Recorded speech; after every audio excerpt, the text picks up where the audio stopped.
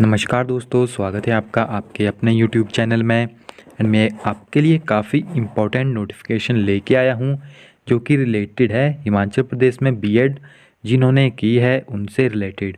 क्योंकि आपने देखा है कि अब एक बात तो पक्की है कि 2030 के बाद जो बीएड अब तक हो चुकी है वो वैलिड नहीं होगी। 2030 के बाद उसकी वैलिडिटी ख़त्म है। तो आइए जानते हैं कि इसके बाद किस तरह से जो है आपकी डिग्री वैलिड होगी और आपको कौन कौन से इसमें रास्ते निकालने पड़ेंगे। तो आइए उसके बारे में जानते हैं। पुराने बीएड डिग्री धारकों को राहत देने के लिए रास्ता निकालने की तैयारी, यानी गवर्नमेंट जो है वो अब न्यू वे निकालने वाली है जिससे कि जो बीएड धारक हैं उनकी जो बीएड है वो भी वैलिड हो सके।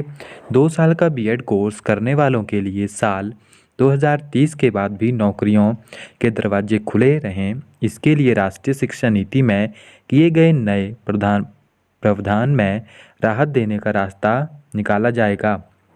केंद्र सरकार ने साल 2030 के बाद सिर्फ 4 साल का बीएड कोर्स करने वालों को ही शिक्षक बनने के लिए पात्र बताया है।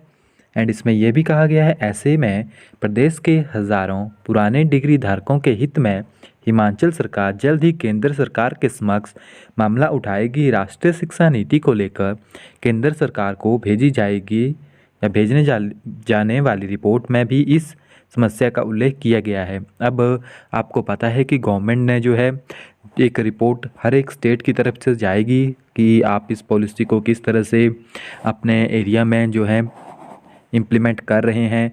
एंड उसमें इन्होंने ये भी रिपोर्ट भेजी है साथ में कि जो बीएड है उसके लिए कोई ऐसा सॉल्यूशन निकाला जाए जिससे सभी की बीएड जो है वैलिड हो सके।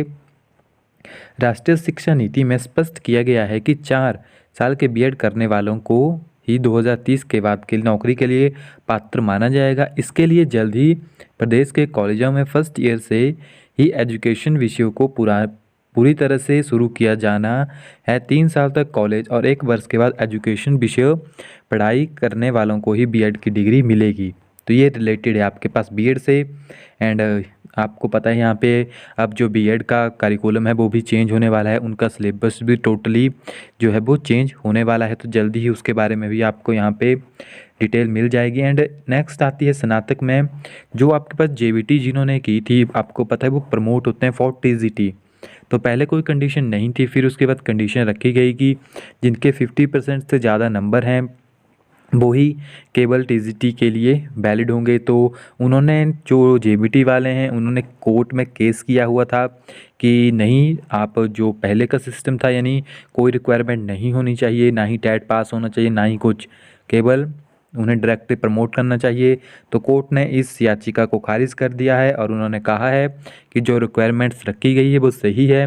आपके परीक्षा में यानी आपके ग्रेजुएशन में कम से कम 50% मार्क्स तो होने ही चाहिए और आपका टेट भी क्लियर होना चाहिए, जिससे कि कोर्ट में जो है केस हुआ था एंड कोर्ट ने केस को खारिज कर दिया है और कहा है कि ये सिस्टम सही है। और हमारी तरफ से अगर माना जाए तो ये सिस्टम सही है, एक मिनिमम रिक्वायरमेंट तो होनी ही चाहिए फॉर टीजीटी।